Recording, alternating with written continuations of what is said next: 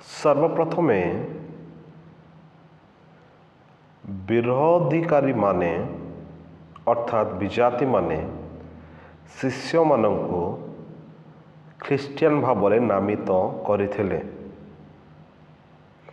कारण जीशुख्रीष्टर शिष्य माने जो सब विषय जीशुख्रीष्टर शिक्षा प्राप्त होइथिले से सब विषय गुड़िक कार्य परिणत करथिले एवं सेमानक नीति दिनिया जीवन रे अभ्यास करथिले, जीशुख्रीष्टर को प्रतिनिधित्व करथिले एवं जीशुख्रीष्टर को अन्य लोक मानक निकट रे सेमानक जीवन शैली द्वारा प्रकाश करथिले। तेणु आम्भे माने जानिपारु जे सर्वप्रथमे ख्रिस्टियन शब्द शिष्य मानक पाई व्यवहार करा जाइथिला नूतन नियम रे। वर्तमान आम माने आलोचना करिबा गोटे प्रकृत ख्रिस्टियन रो 10टी प्रमाण।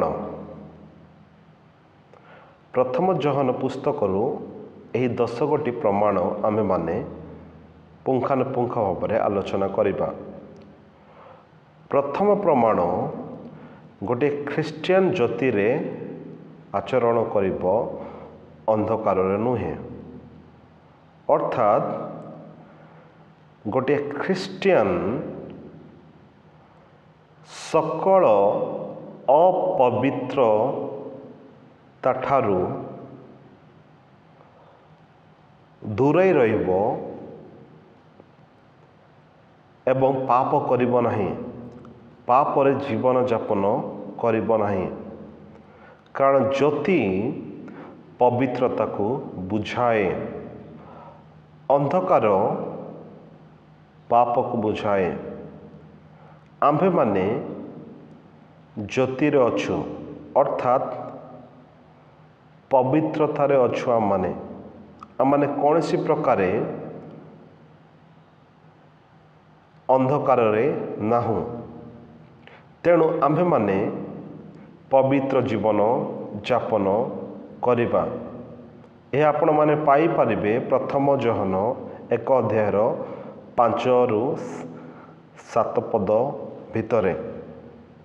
मु गोटे उदाहरण आपण मानक सम्मुख रे रखिबा पाई चाहे। जदे गोटिए घुसुरी को मनीष रे परिणत करा जाए ताहले से केबे भी सही अलिया आवर्जना को खाइब नाही।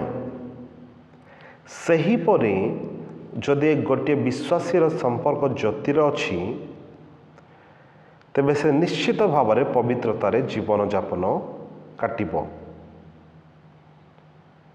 पुणी थे मुझे आपण मानक कहवाई चाहे जदि गोटे घुसुरी को मनीष रे परिणत करा जाए ताहले से कौन सी प्रकार कौन सी मात्रा रे आवर्जना अलिया अर्थात दुर्गंध विषय गुड़ाक खाइब नहीं। से प्रकार जदि गोटे विश्वासी संपर्क ज्योतिर अछि ताले से कदापि अंधकार रे जीवन यापन करिब नाही किंतु पवित्रता रे जीवन यापन करिब। यह प्रथम विषय। एवं द्वितीय विषय गोटे ख्रिस्टियन तार पाप को स्वीकार करिब। जेतेबेले गोटे ख्रिस्टियन पाप करे सही मुहूर्त रे से दोषी अनुभव करे, से तार पाप को स्वीकार करे। से कदापि कहे नहीं मु पाप करी नहीं। जदि से निज कहे मु पाप करी नहीं, मोठारे पापर स्वभाव नहीं, ताहले से मिथ्यावादी। यह बाइबल प्रकाश करे। आपण माने यह पाइबे प्रथम जहन लिखित सुसमाचार प्रथम जहन 1 ଅଧ୍ୟାୟର 8 ଏବଂ 9 ପଦରେ। ତେଣୁ ଗୋଟିଏ ଖ୍ରୀଷ୍ଟିଆନ କ'ଣ କରେ? ସେ ତା'ର ପାପକୁ ସ୍ୱୀକାର କରେ। ଯେଉଁ ପାପ ସେ ଖ୍ରୀଷ୍ଟଙ୍କ ବିରୁଦ୍ଧରେ କରିଅଛି ସେଇ ପାପକୁ ସଠିକ୍ ଭାବରେ ଏକ୍ଜାକ୍ଟଲି ସେ ଯୀଶୁଖ୍ରୀଷ୍ଟଙ୍କ ନିକଟରେ ପ୍ରକାଶ କରେ ଏବଂ ସେ କନଫେସ୍ କରେ, ସେ ସ୍ୱୀକାର କରେ। ସେ କହିବ, ପ୍ରଭୁ ମୁଁ ଏହି ପାପ ତୁମ ବିରୁଦ୍ଧରେ ମୁଁ କରିଅଛି, ଏହା ତୁମ ଦୃଷ୍ଟିରେ ଏହା ପାପ, ତୁମ ବିରୁଦ୍ଧରେ ମୁଁ ପାପ କରିଅଛି। ସେ ସ୍ୱୀକାର କରିବ, he will acknowledge that sin। ଏବଂ ତୃତୀୟ ବିଷୟ ଆମେ ଦେଖିବା, ଗୋଟେ ଖ୍ରୀଷ୍ଟିଆନ ତାହାଙ୍କ ଆଜ୍ଞା ପାଳନ କରିବ, ଅର୍ଥାତ୍ ଯୀଶୁଖ୍ରୀଷ୍ଟଙ୍କର ଆଜ୍ଞାକୁ ସେ ପାଳନ କରିବ। ଏଠାରେ ଗୋଟିଏ ଆଜ୍ଞା ବିଷୟରେ ପ୍ରକାଶ କରାଯାଏ ନାହିଁ, କିନ୍ତୁ ଆଜ୍ଞା ଗୁଡ଼ିକ ଲେଖା ହୋଇଅଛି। ଯଦି ଆମ୍ଭେମାନେ ତାଙ୍କ ଆଜ୍ଞା ପାଳନ କରୁ ତେବେ ତଦ୍ୱାରା ଜ୍ଞାତ ହେଉ ଯେ ଆମ୍ଭେମାନେ ତାହାଙ୍କୁ ଜାଣୁ। ତାଙ୍କ ଆଜ୍ଞା ପାଳନ ନ କରି ତାହାଙ୍କୁ ଜାଣେ ବୋଲି ଯେ କହେ ସେ ମିଥ୍ୟାବାଦୀ ଓ ତାହାଠାରେ ସତ୍ୟ ନାହିଁ। ଯେତେବେଳେ ଆମ୍ଭେମାନେ ତାହାଙ୍କ ଆଜ୍ଞା ପାଳନ କରୁ, ଅର୍ଥାତ୍ ଯୀଶୁଖ୍ରୀଷ୍ଟଙ୍କର ଆଜ୍ଞା ପାଳନ କରୁ, ଯେତେବେଳେ ଆମେମାନେ ପରସ୍ପରକୁ ପ୍ରେମ କରୁ ଏବଂ ଯୀଶୁଖ୍ରୀଷ୍ଟଙ୍କୁ ଅର୍ଥାତ୍ ପିତା ପରମେଶ୍ୱରଙ୍କୁ ସମସ୍ତ ହୃଦୟ, ସମସ୍ତ ମନ, ସମସ୍ତ ଅନ୍ତଃକରଣ ଦେଇ ପ୍ରେମ କରୁ, ସେହି ସମୟରେ ଆମ୍ଭେମାନେ ଆମ୍ଭମାନଙ୍କର ପ୍ରେମକୁ ଆମମାନେ ପ୍ରକାଶ କରୁ ଯେ ବାସ୍ତବିକ ଭାବରେ ଆମ୍ଭେମାନେ ଯୀଶୁଖ୍ରୀଷ୍ଟଙ୍କୁ ଆମମାନେ ଜାଣୁ। ଆମମାନେ କାରଣ ତାଙ୍କର ଆଜ୍ଞା ପାଳନ କରିବା ଦ୍ୱାରା ହିଁ ଆମମାନେ ପରିଚୟ ଦେଉ ଯେ ଆମମାନେ ଯୀଶୁଖ୍ରୀଷ୍ଟଙ୍କୁ ଆମେ ଜାଣିଅଛୁ। ଯଦି ଆମେ ପାଳନ କରୁନାହୁଁ ତାହେଲେ ଆମେ କଦାପି ଆମମାନେ କହିପାରିବା ନାହିଁ ଆମେ ଯୀଶୁଖ୍ରୀଷ୍ଟଙ୍କୁ ଆମମାନେ ଜାଣିଅଛୁ।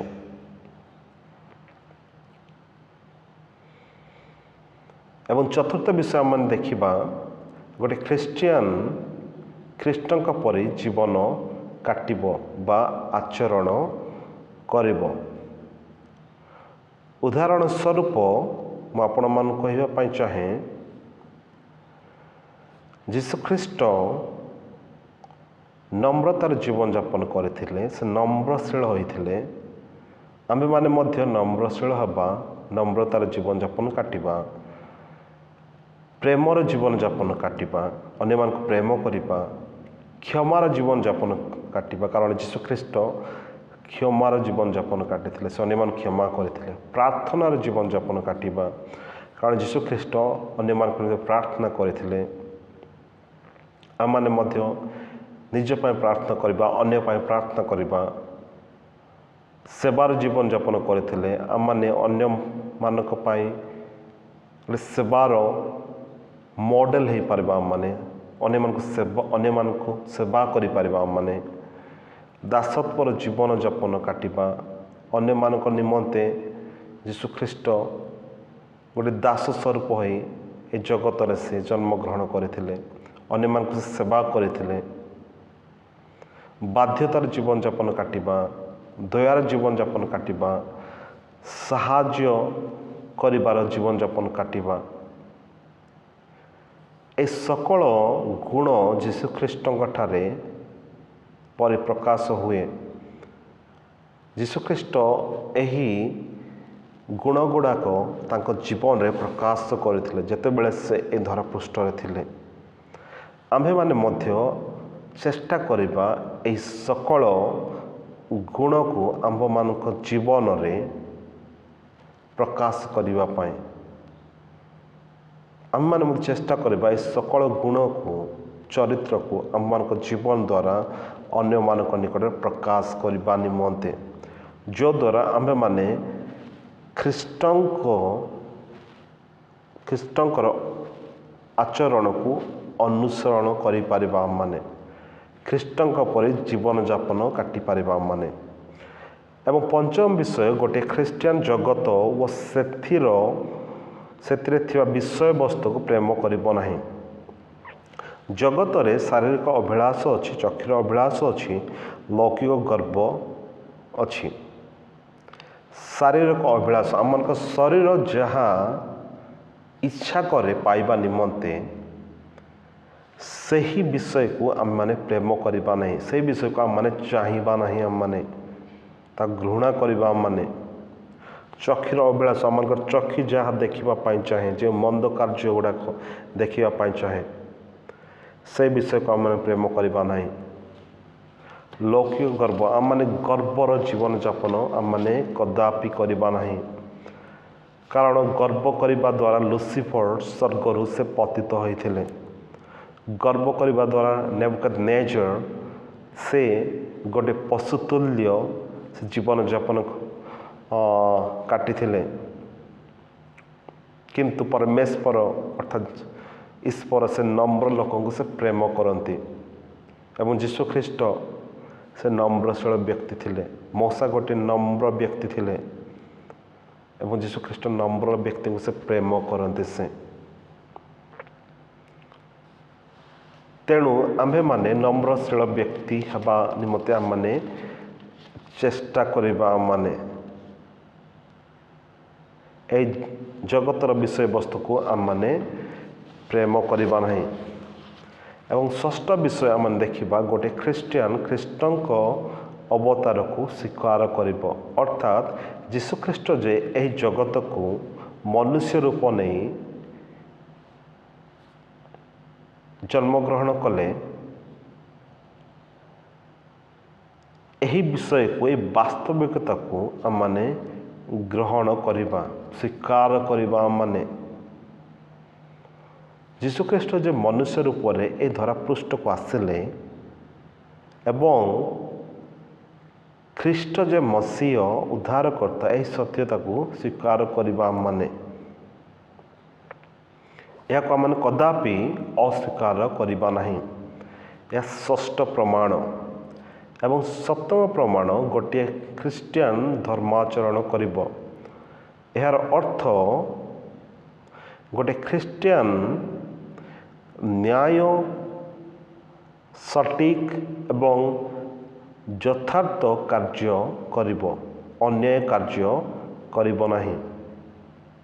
କିନ୍ତୁ ସେ ଧର୍ମାଚରଣ କରିବ, ଧାର୍ମିକ କାର୍ଯ୍ୟ କରିବ, ଅନ୍ୟାୟ କାର୍ଯ୍ୟ କରିବ ନାହିଁ। କୌଣସି ବ୍ୟକ୍ତିଙ୍କ ଠାରୁ ସେ ଲାଞ୍ଚ ନେବ ନାହିଁ, ସେ ଅନ୍ୟର ଅମଙ୍ଗଳ କରିବ ନାହିଁ, ସେ ଅନ୍ୟର ଅମଙ୍ଗଳ ଚିନ୍ତା କରିବ ନାହିଁ। ସେ ସର୍ବଦା ସେ ସତ୍ୟ କାର୍ଯ୍ୟ କରିବା ପାଇଁ ଚେଷ୍ଟା କରିବ, ଠିକ୍ କାର୍ଯ୍ୟ କରିବା ପାଇଁ ଚେଷ୍ଟା କରିବ, ନ୍ୟାୟ କାର୍ଯ୍ୟ କରିବା ପାଇଁ ଚେଷ୍ଟା କରିବ, ଅନ୍ୟାୟ କାର୍ଯ୍ୟ କରିବା ପାଇଁ ଚେଷ୍ଟା କରିବ ନାହିଁ, ଯଦ୍ୱାରା ସେ ତାହାର ସେ ପରିଚୟ ଦିଏ ଯେ ସେ ଜଣେ ଖ୍ରୀଷ୍ଟିଆନ। ଏବଂ ଅଷ୍ଟମ ଲକ୍ଷଣ ଅର୍ଥାତ୍ ଅଷ୍ଟମ ପ୍ରମାଣ, ଗୋଟିଏ ଖ୍ରୀଷ୍ଟିଆନ ନିଜକୁ ଶୁଦ୍ଧ କରିବ ଗୋଟିଏ ମହାନ ଆଶା ନେଇକି। ଅର୍ଥାତ୍ ଯୀଶୁଖ୍ରୀଷ୍ଟ ଯେତେବେଳେ ଏ ଧରାପୃଷ୍ଠକୁ ଆସିବେ, ସେହି ସମୟରେ ଆମେ ପ୍ରତ୍ୟେକ ସ୍ୱର୍ଗକୁ ଆମେ ନୀତ ହେବା। ଯେତେ ବିଶ୍ୱାସୀ ଗୁଡ଼ିକ ଯୀଶୁଖ୍ରୀଷ୍ଟଙ୍କର ଦ୍ୱିତୀୟ ଆଗମନ ସମୟରେ ଏ ଧରାପୃଷ୍ଠରେ ଥିବେ, ପ୍ରତ୍ୟେକ ସ୍ୱର୍ଗକୁ ନୀତ ହେବେ, ଶୂନ୍ୟମଣ୍ଡଳକୁ ନୀତ ହେବେ ଯୀଶୁଖ୍ରୀଷ୍ଟଙ୍କୁ ସାକ୍ଷାତ କରିବା ନିମନ୍ତେ। ନିଜକୁ ଶୁଦ୍ଧ କରିବା ଅର୍ଥାତ୍ ସମସ୍ତ ପ୍ରକାରର ଅପବିତ୍ରତା ଠାରୁ ଦୂରେଇ ରହିବା। ଏହି କାର୍ଯ୍ୟକ୍ରମ ଅନବରତ ପ୍ରତ୍ୟେକ ଦିନ କରିବା ଦରକାର, କାରଣ ଆମମାନଙ୍କର ଯୀଶୁଖ୍ରୀଷ୍ଟ ପବିତ୍ର ଶୁଦ୍ଧ ଅଟନ୍ତି।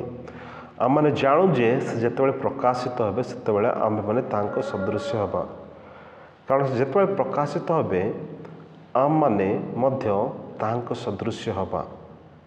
ତେଣୁ ଆମେ ପ୍ରତ୍ୟେକ ସମସ୍ତ ପ୍ରକାର ଅପବିତ୍ରତା ଠାରୁ ଦୂରେଇ ରହିବା। ଗୋଟିଏ ଦିନ ନିମନ୍ତେ ନୁହେଁ, କିନ୍ତୁ ଅନବରତ ପ୍ରତ୍ୟେକ ଦିନ ଆମେ ଚେଷ୍ଟା କରିବା। ଆମମାନେ ଏବଂ ନବମ ବିଷୟ ଆମେ ଦେଖିବା, ନବମ ପ୍ରମାଣ, गोटे ख्रीष्टियान नियमित भाव में पाप करे नहीं। गोटे ख्रीष्टियान नियमित भाव में पाप करिबो नहीं, कारण ईश्वर बीज अर्थात पवित्र आत्मा ठारे रहे आउ से ईश्वर ठार जात होबारु पाप करिपारे नहीं। He has been born again, से नूतन जीवन प्राप्त होई अछि ईश्वर ठारू, तेणु से पाप करिपारे नहीं नियमित भाव में। जदिओ से पाप रे पड़िबो, गोटे विश्वासी पाप रे पड़िबो, पाप रे रही एंजॉय करि पारिबो नहीं, आनंद करि पारिबो नहीं। से निजको दोषी स्वीकार करिबो, दोषी बोले से गणित करिबो, से पापरु बाहरी आसिबो एवं ईश्वरंकर अनुकरण करिबो, पवित्रतार अनुकरण करिबो। किंतु गोटे विश्वासी साइन बा अर्थात लक्षण से पाप रे पड़िबो, पाप रे रही आनंद करिबो, नियमित भाव में पाप करिबो, पापरु कदापि बाहरिबा पई चेष्टा करिबो नाही। एहा द्वारा माने जानि पारू जे गोटे विश्वासी कौन करे, से पाप रे पड़े तथापि से नियमित भाव में से पाप करे नहीं। से पुणी थरे निजर पाप स्वीकार करी यीशु ख्रीष्टंकर अनुसरण करे, पवित्र जीवन यापन करे। किंतु गोटे अविश्वासी से पाप करे, पाप रे आनंद करे, से निजको दोषी स्वीकार करे नहीं एवं पापर केबे मध्य से बाहर को आसीबा पई चेष्टा करे नहीं। एवं दशम लक्षण देखिबा, गोटे ख्रीष्टियान वास्तविक भाव में से पुत्र को पाई अछि, अर्थात से अनंत जीवन पाई अछि। एहर अर्थ पुनर्जन्मर अर्थ, अनंत जीवन अर्थ यह गोटे कार्य जो द्वारा ईश्वर जीवन प्रदान करती जो व्यक्ति यीशु ख्रीष्ट ठारे विश्वास करे। जो व्यक्ति यीशु ख्रीष्ट ठारे विश्वास करती, अर्थात जो व्यक्ति यीशु ख्रीष्ट विश्वास करे निजर व्यक्तिगत त्राणकर्ता रूपे, से व्यक्ति को ईश्वर जीवन प्रदान करती,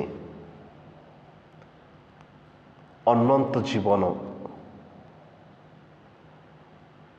से व्यक्ति को से नूतन हृदय प्रदान करती, ऐश्वर्यिक जीवन प्रदान करती, नूतन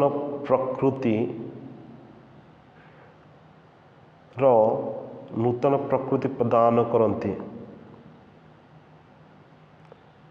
और से व्यक्ति को नूतन सृष्टि करती।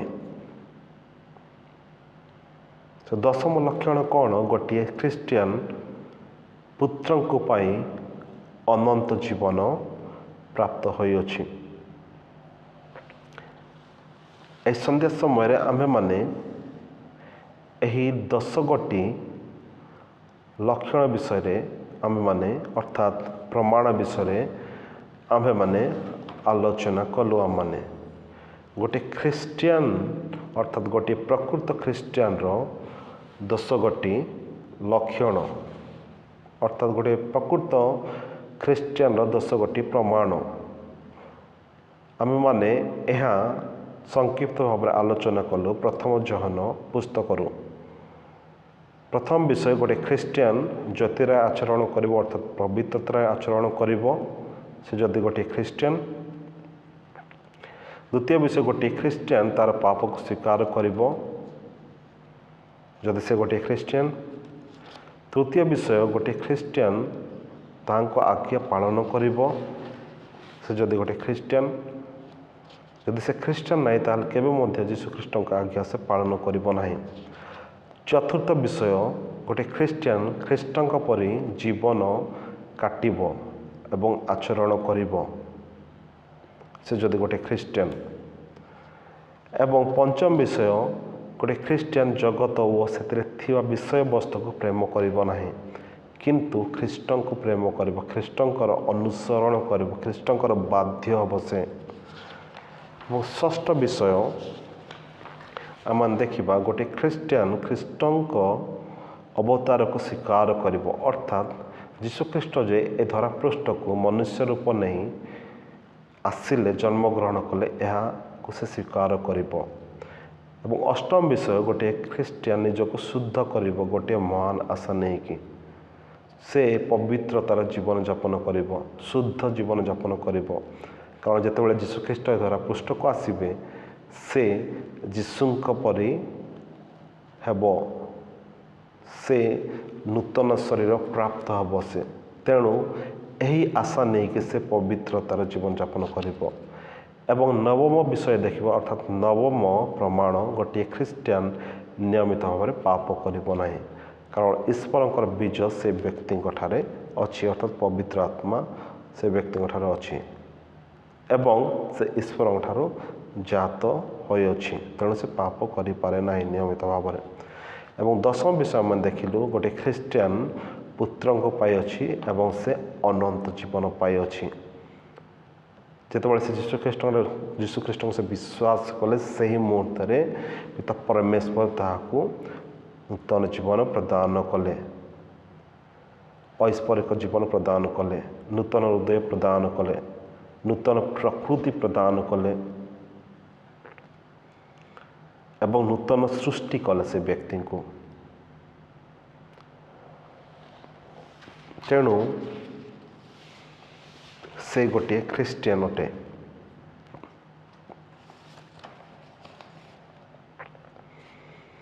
ବର୍ତ୍ତମାନ ମୁଁ ଆପଣମାନଙ୍କୁ ଗୋଟିଏ ପ୍ରଶ୍ନ ପଚାରିବା ପାଇଁ ଚାହେଁ। ଯଦି ଆପଣମାନେ ବାସ୍ତବିକ ଭାବରେ କୁହନ୍ତି ଆପଣ ଗୋଟିଏ ଖ୍ରୀଷ୍ଟିଆନ, ତାହେଲେ ଏହି 10ଗୋଟି ଲକ୍ଷଣ ଆପଣମାନଙ୍କ ଜୀବନରେ ପରିଲିଖିତ ହେବା ଆବଶ୍ୟକ, ପ୍ରକାଶିତ ହେବା ଆବଶ୍ୟକ ପ୍ରତ୍ୟେକ ଦିନ।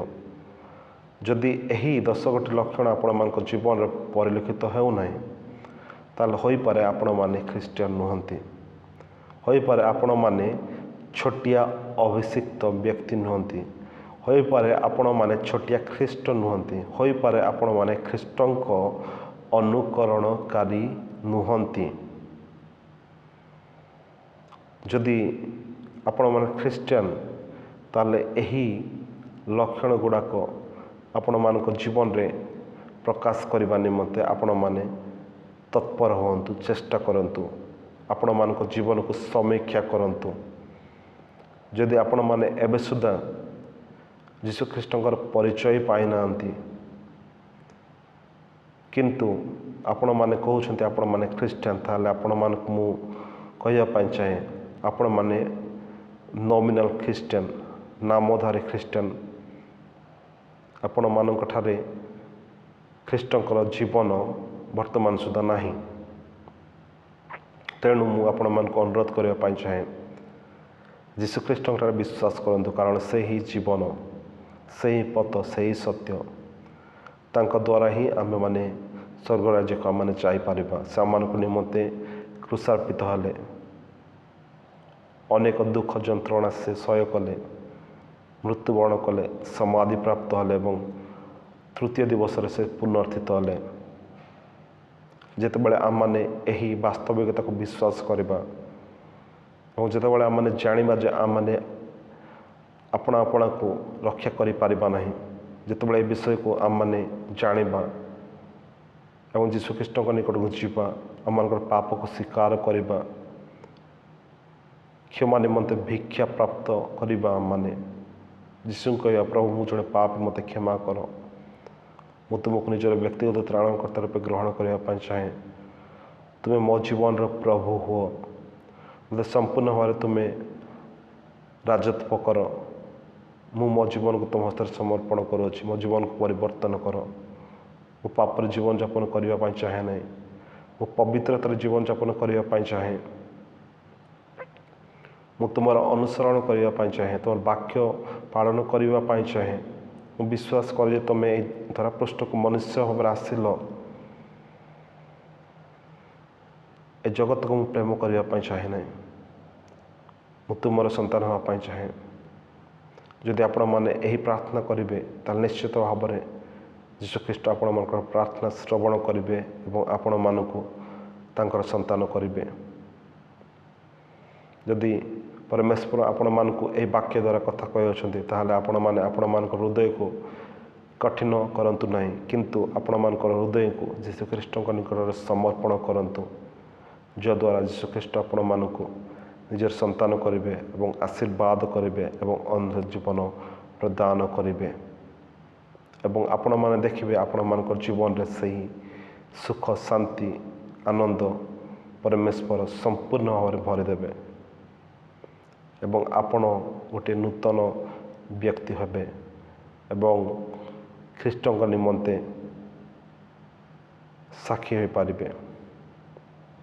ମୁଁ ବିଶ୍ୱାସ କରୁଛି ପ୍ରଭୁ ଆପଣମାନଙ୍କୁ କଥା କହିଅଛନ୍ତି। ଯଦି ପ୍ରଭୁ ଆପଣମାନଙ୍କୁ କଥା କହିଅଛନ୍ତି ତାହେଲେ ପ୍ରଭୁଙ୍କୁ ଆପଣମାନଙ୍କର ଜୀବନକୁ ସମର୍ପଣ କରନ୍ତୁ। ଯୀଶୁଖ୍ରୀଷ୍ଟଙ୍କୁ ଆପଣମାନଙ୍କର ଜୀବନକୁ ସମର୍ପଣ କରନ୍ତୁ ଏବଂ ତାହାଙ୍କର ସନ୍ତାନ ହୁଅନ୍ତୁ।